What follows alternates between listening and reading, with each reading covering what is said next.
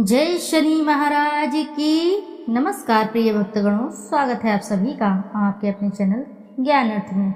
आप रसपान करेंगे शनिवार की पावन एवं प्रचलित व्रत कथा। शास्त्रों में बताया गया है कि शनि ग्रह की गणना अशुभ ग्रह में होती है और वह 9 ग्रह में 7वें स्थान पर आते हैं। वह एक राशि में 30 महीने तक निवास करते हैं और मकर व कुंभ राशि के वे स्वामी ग्रह हैं। शनि की महादशा 19 वर्ष तक रहती है। यदि आप भी शनि दोष से पीड़ित हैं तो आपको यह कथा अवश्य ही रसपान करनी चाहिए, जिसके श्रवण मात्र से शनिदेव काफी प्रसन्न हो जाते हैं। साधक के सभी मनोरथ शीघ्र ही पूर्ण करते हैं। आपने व्रत रखा है तो भी, नहीं रखा है तो भी आप शनिवार के दिन ध्यान लगाकर मन को एकाग्र कर शनि देव की कथा अवश्य ही रसपान करनी चाहिए। आइए रसपान करते हैं माघ मास के प्रथम शनिवार की पावन एवं पौराणिक व्रत कथा। शनिदेव जिस पर मेहरबान हो जाएं, उसका जीवन संवर जाता है।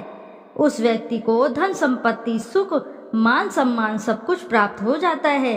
उसके जीवन में शांति और सुकून का वास होता है, तरक्की को रास्ता मिलता है। वहीं अगर शनि का अशुभ प्रभाव व्यक्ति की जिंदगी पर दिखे तो जीवन दुख और कष्टों से भर जाता है।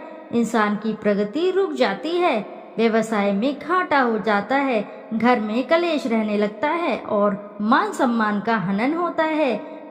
कुछ दैनिक कर्तव्य और आसान उपाय अपनाकर व्यक्ति शनिदेव की महिमा आसानी से पा सकते हैं।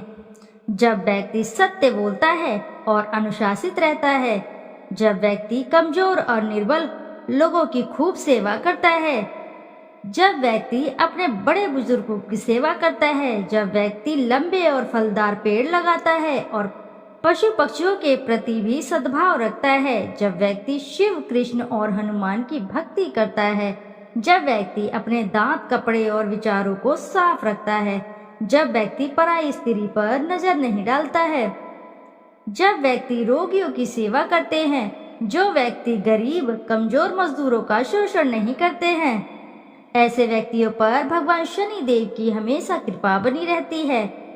आइए अब रसपान करते हैं श्रोताओं, ध्यान लगाकर शनि देव की पावन पवित्र व्रत कथा। एक समय स्वर्गलोक में बड़ा कौन है के प्रश्न के 9 ग्रह में वाद विवाद हो गया।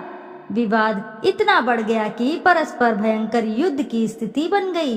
निर्णय के लिए सभी देवता देवराज इंद्र के पास पहुँचे और बोले, हे देवराज, आपको निर्णय करना होगा कि हम में से कौन सा बड़ा है। देवताओं का प्रश्न सुनकर देवराज इंद्र उलझन में पड़ गए।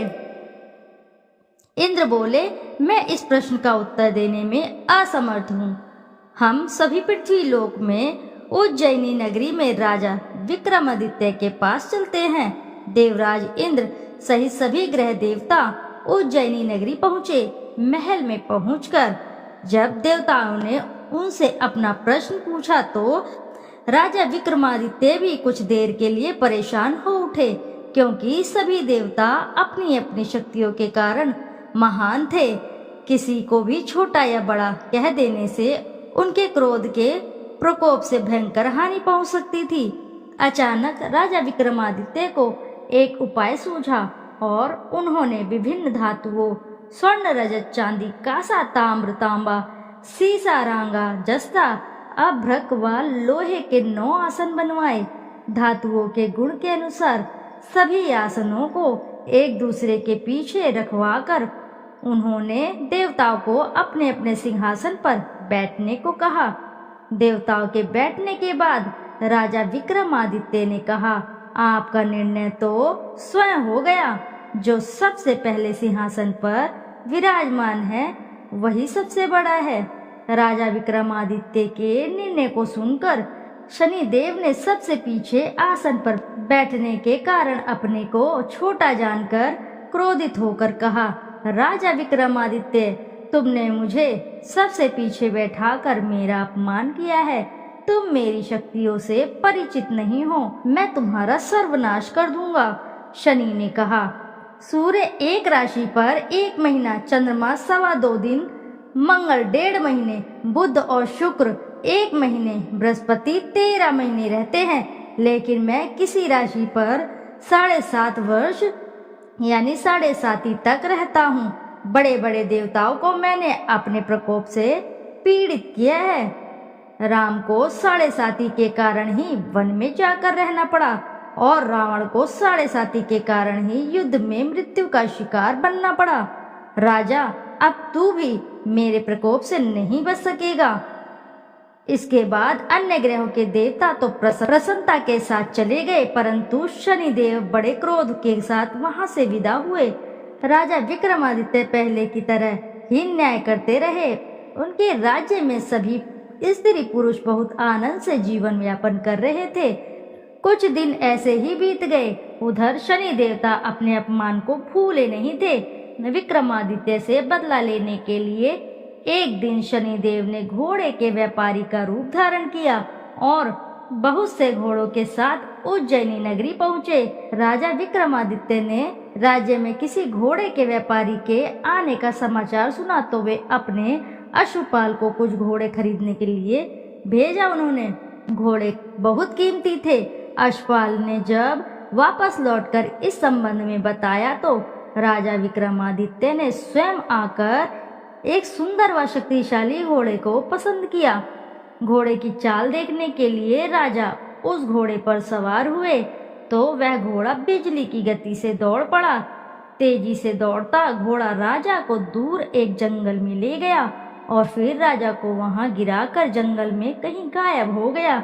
राजा अपने नगर को लौटने के लिए जंगल में भटकने लगा, लेकिन उन्हें लौटने का कोई रास्ता भी नहीं मिला। राजा को भूख प्यास लग आई।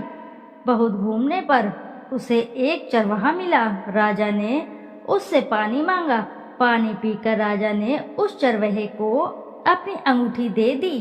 फिर उससे रास्ता पूछकर वह जंगल से निकलकर पास के नगर में पहुंचा। राजा ने एक सेठ की दुकान पर बैठकर कुछ देर आराम किया। उस सेठ ने राजा से बातचीत की तो राजा ने उसे बताया कि मैं उज्जैनी नगरी से आया हूँ। राजा के कुछ देर दुकान पर बैठे रहने से सेठ जी की बहुत बिक्री हुई। सेठ जी ने राजा को बहुत भाग्यवान समझा और खुश होकर उसे अपने घर भोजन के लिए ले गया। सेठ के घर में एक सोने का एक हार खूंटी पर लटका हुआ था। राजा को उस कमरे में छोड़कर सेठ कुछ देर के लिए बाहर गया। तभी एक आश्चर्यजनक घटना घटी। राजा के देखते देखते सोने के उस हार को खूंटी निगल गई। सेठ ने कमरे में लौटकर हार को गायब देखा तो चोरी का संदेह राजा पर ही किया, क्योंकि उस कमरे में राजा ही अकेला बैठा था। सेठ ने अपने नौकरों से कहा कि इस परदेसी को रस्सियों से बांधकर नगर के राजा के पास ले चलो। राजा ने विक्रमादित्य से हार के बारे में पूछा तो उसने बताया कि उसके देखते ही देखते खूंटी ने हार को निगल लिया था। इस पर राजा ने क्रोधित होकर चोरी करने के अपराध में विक्रमादित्य के हाथ पांव कटवाने का आदेश दे दिया। राजा विक्रमादित्य के हाथ पांव काटकर उसे नगर की सड़क पर छोड़ दिया गया। कुछ दिन बाद एक तेली उसे उठाकर अपने घर ले गया और उसे अपने कोल्हू पर बैठा दिया। राजा आवाज देकर बैलों को हाँकता रहता। इस तरह तेली का बैल चलाता रहा और राजा को भोजन मिलता रहा। शनि के प्रकोप की 7.5 पूरी होने पर वर्षा ऋतु प्रारंभ हुई। राजा विक्रमादित्य एक रात मेघ मल्हार गा रहा था। तभी नगर के राजा की लड़की राजकुमारी मोहिनी रथ पर सवार उस तेली के घर के पास से गुजरी। उसने मेघ मल्हार सुना तो उसे बहुत ही अच्छा लगा और दासी को भेजकर गाने वाले को बुलाने को कहा। दासी ने लौटकर राजकुमारी को अपंग राजा के बारे में सब कुछ बता दिया। राजकुमारी उसके मेघ मल्हार से बहुत प्रसन्न मोहित हुई। अतः उसने सब कुछ जानकर भी अपंग राजा से विवाह करने का निश्चय कर लिया। राजकुमारी ने अपने माता पिता से जब यह बात कही तो वे हैरान रह गए। रानी ने मोहिनी को समझाया, बेटी तेरे भाग्य में तो किसी राजा की रानी बनना लिखा है, फिर तू उस अपंग से विवाह करके अपने पांव पर कुल्हाड़ी क्यों मार रही है। राजकुमारी ने अपनी जिद पूरी कराने के लिए उसने भोजन करना छोड़ दिया और प्राण त्याग देने का निश्चय किया। आखिर राजा रानी को विवश होकर अपंग विक्रमादित्य से राजकुमारी का विवाह करना पड़ा। विवाह के बाद राजा विक्रमादित्य और राजकुमारी तेली के घर में रहने लगे। उसी रात स्वप्न में शनिदेव ने राजा से कहा, राजा तुमने मेरा प्रकोप देख लिया, मैंने तुम्हें अपने अपमान का दंड दिया है। राजा ने शनिदेव से क्षमा करने को कहा और प्रार्थना की, हे शनिदेव आपने जितना दुख मुझे दिया है अन्य किसी को ना देना। शनिदेव ने कुछ सोचकर कहा, राजा मैं तुम्हारी प्रार्थना स्वीकार करता हूँ।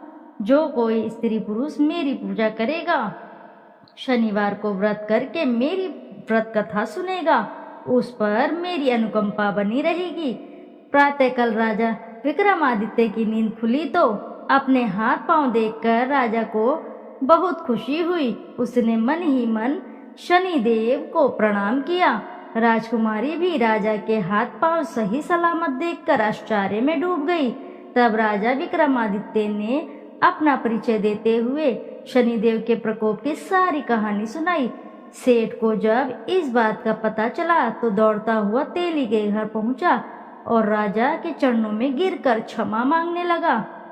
राजा ने उसे क्षमा कर दिया, क्योंकि यह सब तो शनिदेव के प्रकोप के कारण ही हुआ था। सेठ राजा को अपने घर ले गया और उसे भोजन कराया। भोजन करते करते वहां एक आश्चर्यजनक घटना घटी। सबके देखते देखते उस खूंटी ने हार उगल दिया। सेठ जी ने अपनी बेटी का विवाह भी राजा के साथ करवा दिया और बहुत से स्वर्ण आभूषण धन आदि देकर राजा को विदा किया। राजा विक्रमादित्य राजकुमारी मोहिनी और सेठ की बेटी के साथ उज्जैनी नगरी पहुंचे तो नगरवासियों ने हर्ष से उनका स्वागत किया। अगले दिन राजा विक्रमादित्य ने पूरे राज्य में घोषणा कराई कि शनिदेव सब देवों में सर्वश्रेष्ठ हैं। प्रत्येक स्त्री पुरुष शनिवार को उनका व्रत करे और व्रत कथा अवश्य सुने। राजा विक्रमादित्य की घोषणा से शनिदेव बहुत ही प्रसन्न हुए। शनिवार का व्रत करने और व्रत कथा सुनने के कारण सभी लोगों की मनोकामनाएं शनिदेव की अनुकंपा से पूरी होने लगी। सभी लोग आनंद पूर्वक रहने लगे। इति शुभम। प्रेम से बोलिए प्रिय भक्तगणों, जय शनि महाराज की। आइए अब करते हैं शनिदेव की आरती। जय जय श्री शनिदेव, भक्तन हितकारी, सूर्यपुत्र प्रभु छाया महतारी। श्याम अंग वक्र दृष्टि चतुर्भुजाधारी, नीलांबर धार नथ गाज की अवसारी। जय जय श्री शनिदेव, श्याम अंग वक्र दृष्टि चतुर्भुजाधारी, नीलांबर धार नथ गज की अवसारी। जय जय श्री शनिदेव, किरीट मुकुट शीश रजित, दीपत है लिलारी। मुक्तन की माला गले शोभित बलिहारी। जय जय श्री शनिदेव, मोदक मिष्ठान पान चढ़त है सुपारी। लोहा तिल तेल उड़द महिषी अति प्यारी। जय जय शनिदेव, जय जय जय श्री शनिदेव। देव दनुज ऋषि मुनि सुमिरत नर नारी। विश्वनाथ धरत ध्यान शरण है तुम्हारी। जय जय श्री शनिदेव, भक्तन हितकारी। प्रिय भक्तगणों, जोर से बोलिए एक बार, जय श्री शनि महाराज की। श्रोताओं, यदि आपको वीडियो अच्छी लगी है तो वीडियो ज़रूर लाइक करें, साथ ही अपने प्यारे से कमेंट में एक बार ज़रूर लिख दें जय श्री शनि महाराज की। फिर मिलते हैं आपसे ऐसी किसी नई कथा कहानी में। जब तक के लिए नमस्कार श्रोताओं।